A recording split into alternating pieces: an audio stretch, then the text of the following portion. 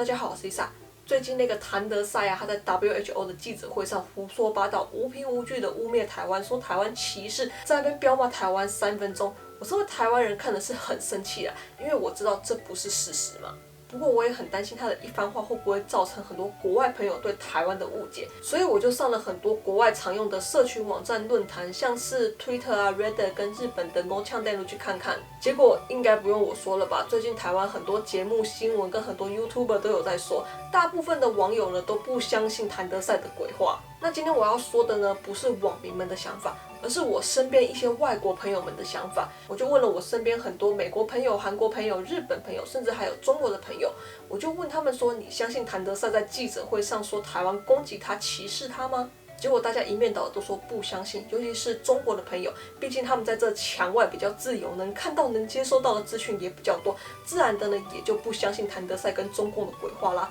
看来我平时洗脑他们有成功，我不是啊，我没有洗脑他们啊，这是他们经过脑子思考出来的答案，不像很多人都不经过脑子就相信很多事跟说出来很多鬼话一样。最后呢，我也请他们去问问他们的家人跟其他朋友知不知道台湾这个地方，以及相不相信谭德赛所说的话。毕竟我也想证明他们不是经过我的洗脑才这样讲的嘛。结果他们很多人都跟我回报说，他们很压抑，居然因为这次的事情，很多人都知道台湾这个地方，而且知道台湾这次防疫做得很好。当然啊，他们也都不相信谭德赛所说的话。不过他们也有说啦，谭德赛的那3分钟呢，对一些不太了解台湾的朋友或是家人，确实是有一点影响。虽然有影响了，但他们也是对谭德赛这个人说的那番话打了很大的一个问号。毕竟那个人现在说的话已经不可信了嘛。最后，当然我的朋友们也有帮我们台湾去跟他们的家人跟朋友解释说明了一下，他们也就都了解了。其实我真的呼吁全世界的台湾人可以跟我一样，多去跟身边的外国朋友介绍台湾，让他们知道台湾，